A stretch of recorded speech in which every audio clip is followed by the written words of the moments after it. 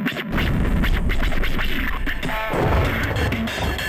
got the boys with the toys and the big making noise?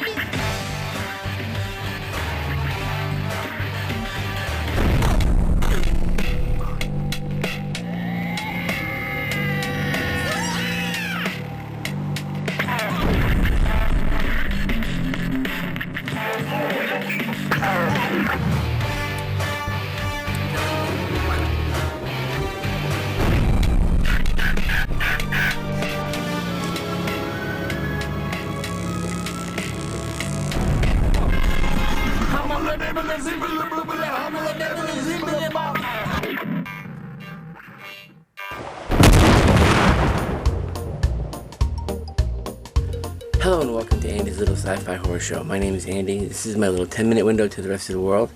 And today is May 18th, Saturday, May 18th. And in this episode, you're going to notice that the house is particularly quiet this weekend because Lisa and Elizabeth are up in Maine having a mother-daughter camping out in a cabin in Maine getaway, leaving me here alone to hold down this fort. So, long story short, I have a whole weekend, house myself, which opened up some free time for me to do one of my bucket list items. Yes, this is another bucket list episode of something I've been wanting to do a long time. I mean, like, a long time. But before I get into it exactly, I have to preface this whole episode that there's going to be multiple references, pretty much the entire episode, to one of the greatest characters in television and cinema and multimedia, and that is one of my all-time favorites, whom we all can relate to on one level or not, whether you like to admit it, Oscar the Grouch. With me today is this generation's greatest artist, Oscar the Grouch. I'm only here to tell you to leave me and my trash alone! So modest. Like many of you my age, we grew up on Sesame Street. Sesame Street was the prime television entertainment for kids. It actually started in the 70s. It actually started in 1969, but I wasn't even born then yet. But I'm of the generation that grew up with Sesame Street, and then late into the 90s, enjoyed it kind of as an adult, but then the whole market of children's television programming became kind of oversaturated, and a lot of characters became really cheesy and too marketable. But Sesame Street always seemed to remain true. Who is kicking my can? Oh, hi, Grouchy. But I'm getting off the subject here. Today, I'm going to do something I've always wanted to do. I'm going to create a Muppet-style puppet of me as a Grouch. This is the plan. I wasn't really going to do this, but we can dive a little bit into the character of Oscar. He was originally brought to life by Carol Spinning, Moment of Silence. He was also the operator of Big Bird. Hello, Big Bird. Oh, hi, Gordon. Basically, he operated Big Bird with his right hand, and he operated Oscar with his left hand. Obviously not at the same time. But just, can you imagine going through life? Is that your job? The yin. Add to death, ye gentlemen, awkward nuances. It's the most remarkable word I've ever seen. And the yang Hey, you! Scram! of the Muppets. I got to meet him. Actually, you saw it in an episode, my excitement. Welcome to Celebrity Roll. I see a big bird images over there. Thanks. All right, here he's over there. With Oscar right there. iPhone 11. Yes, I got to meet the legendary Carol Spinning that day. And it was about a month after that he passed away. People knew that was going to be his last public appearance. I think they even marketed it as that. I'll never forget it though, because it was just like, it was so surreal. I got to see a real Oscar, one of the many real Oscars on display. And I remember just sitting there, and he saw the puppet I had there. You know, I got the picture taken with him. He couldn't stand up, so I got to go around on the seat and sit next to him. And I'm never going to forget this. This was so, one of those like once in a lifetime moments. He's a gentle, older man, like totally like from a throwback from the Henson hippie days, you know, stuck in the modern world. And we were just sitting there, and he reached over and he just took me by the hand, and it wasn't even weird because it's Carol Spinning. And if this gentleman who's created this much joy and happiness in my life and characters wanted to hold my hand as a fellow puppeteer, so be it. And it was his Oscar hand. Will you please go away and leave me alone? So, he liked what I had made, and I said it was an honor to meet you, thank you for this, and then he thanked me back, and it was just one of those moments that I will never forget. I'm going to be thinking of that as I'm working here.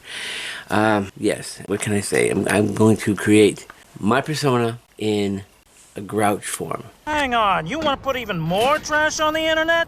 Oscar the Grouch, I think he's probably the most realistic character in Sesame Street, and a lot of people are criticizing that they had a character like that in such a whimsical world.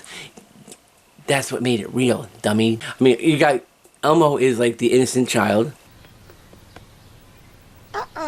Zoe is like the reliable friend. Would you please watch Rocco for a minute while I go get his hat? You got Telly the monster, who's like the worry ward. My mom is nearby in case I get scared and need a hug. You there, Mom? Right here, honey. You got Grover, who's mostly clumsy, Waiter! Just a moment, sir.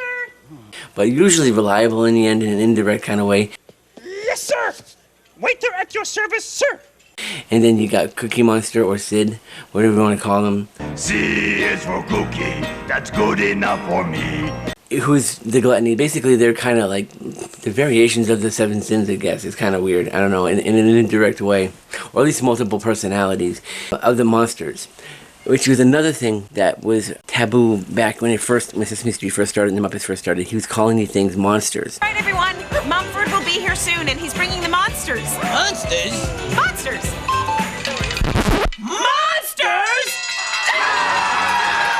But basically, the whole thing was he was trying to get children to refer to monsters as something that's not scary. Wait a minute!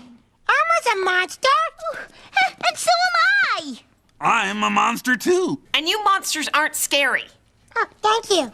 They were kind of assigned these personalities. And Oscar was Grouch. It's real. Here's an example. You're just basically on your way to work. How many Elmos do you run into? How many Big Birds do you run into? How many Grouches do you run into? Exactly. So, I think he was a character that was needed because he was preparing kids for the grumpy society of which we are. I mean, can you imagine Oscar the Grouch on Facebook? Well, you probably can. You probably know a couple.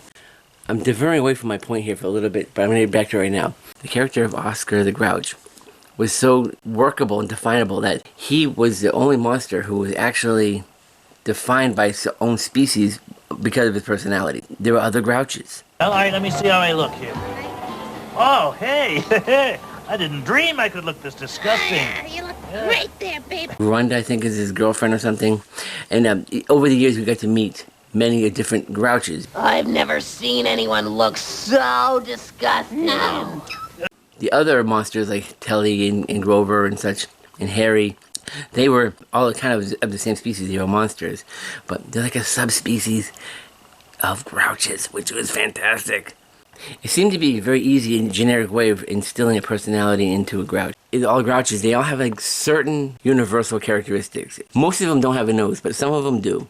They're mostly defined by two large eyes, slightly elongated neck, which he didn't have in the beginning, which I'll get into that later, and one defined brow over both eyes. That, and then any other accoutrement you want to add to it to make it your own character.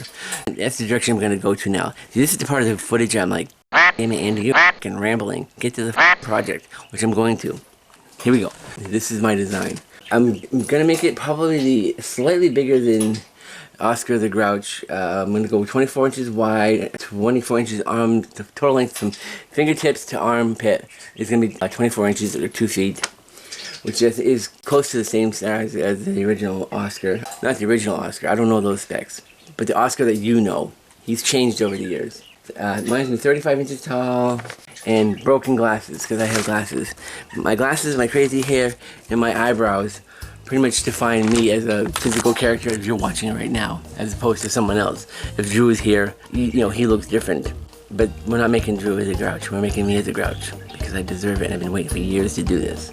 Now, the first thing I had to decide is what color fur I was going to have. And I'm going to go with gray, because I got a peppery kind of gray thing going on here right now. Funny thing, I got it over there. And I got the eyebrow over there too.